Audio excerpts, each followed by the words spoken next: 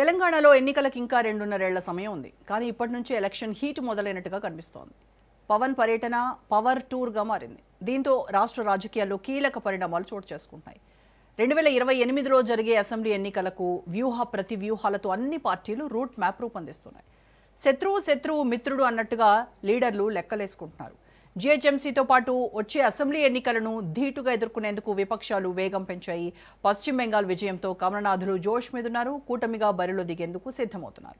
పొత్తులతో ముందుకెళ్లాలని BJP భావిస్తోంది. ఢిల్లీ డైరెక్షన్లో via Amaravati స్ట్రాటజీతో తెలంగాణలో ఎంట్రీ ఇచ్చేందుకు ప్రణాళికలు తయారు చేస్తోంది. హైదరాబాద్లో జనసేన సభకు అనుమతి ఇవ్వకపోవడంపై తెలంగాణ బీజేపీ చీఫ్ రామచంద్రరావు మండిపడ్డారు. పవన్ కళ్యాణ్ తమ పార్ట్నర్ అంటూ స్పష్టం చేశారు. రాజకీయ పరిస్థితిని బట్టి తెలంగాణలో పొత్తులపై ముందుకెళ్తామన్నారు రామచంద్రరావు. నేనేమంటున్నాను, ఆయన పర్మిషన్ అడిగారు, ఇస్తే అయిపోతుండే కదా, ఏం అభ్యంతరం ఉంటుండే, ఆయన ఎక్కడో మీటింగ్ పెట్టుకుంటుండే. To have meeting is every much right. దాన్ని ఎందుకు ఇవ్వలేదు అనేది డెఫినెట్ గా they have right question them. And వాళ్ళు అడిగారు, ఇవ్వలేదు పర్మిషన్. కానీ దాన్ని ఇష్యూ తీసుకొచ్చి అదేదో బీజేపీ మీద రుద్దడానికి నరేంద్ర మోదీ గారు చంద్రబాబు నాయుడు ఇంటికి, పవన్ కళ్యాణ్ గారి ఇంటికి పోతేనే మీ గుండెలో ఇన్ని రేలుబడబడుతున్నాయి, భయపడుతున్నారు. తెలంగాణ సెంటిమెంట్ రెచ్చగొట్టే ప్రయత్నం చేస్తున్నారు.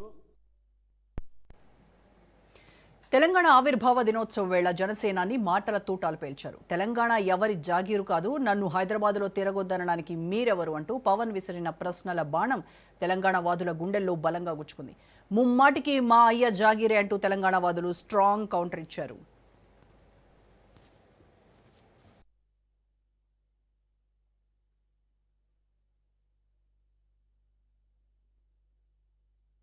మిస్టర్ పవన్ కళ్యాణ్, ఇది మా అయ్య జాగిరే, మా తెలంగాణ ప్రజల అయ్య జాగిరే, 4 కోట్ల ప్రజల మనుషుల యొక్క అయ్య జాగిరే, నీ అయ్య జాగిరి కాదు. ఫస్ట్ గుర్తుపెట్టుకో. ఇలా ముందుగా బేషరతుగా క్షమాపణ చెప్పాలి. చనిపోయినటువంటి కళాకారుడు గద్దార్ గారికి, గద్దార్కు కారు కొనిచ్చినా అని చెప్పి చనిపోయిన వ్యక్తుల గురించి మాట్లాడడమే అప్రస్తుతం.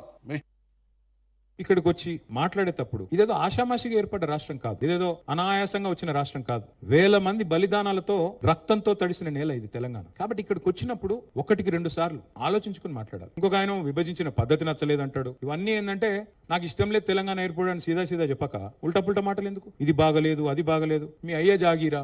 నేను ఒకటి మాత్రం పవన్ కళ్యాణ్ గారు గుర్తుపెట్టుకోవాలి, తెలంగాణ భూమిపుత్రుల జాగీరే తెలంగాణ. ఇందులో ఎవరికి అనుమానం కూడా అక్కర్లేదు. ఈ నేల కోసం కష్టపడ్డ వాళ్ళు, ఈ నేల కోసం పోరాటాలు చేసిన వాళ్ళు, ఈ నేల కోసం త్యాగాలు చేసిన వాళ్ళు, నెత్తురుతో తడిచిన నేల ఇది. ఉమ్మాటికి తెలంగాణ, ఈ భూమిపుత్రులు, ఇక్కడున్న 4 కోట్ల మంది జాగీర్ ఇది. ఇక్కడికి వచ్చి ఆంధ్రప్రదేశ్లోనూ జనసేనాని కామెంట్స్ కాకరేపుతున్నాయి. వైఎస్ఆర్ మీపై కేసులు పెట్టమన్నారని నిరూపించగలరా అంటూ పవన్కు కేవీపీ లేఖ రాశారు. రాజశేఖర రెడ్డి సీఎంగా ఉన్నప్పుడు మీపై ఎలాంటి కేసులు పెట్టలేదు, వైఎస్ఆర్ఏ కేసులు పెట్టమన్నారన్న ఆ పోలీస్ అధికారికి లై డిటెక్టర్ టెస్ట్ చేయాలని డిమాండ్ చేశారు కేవీపీ.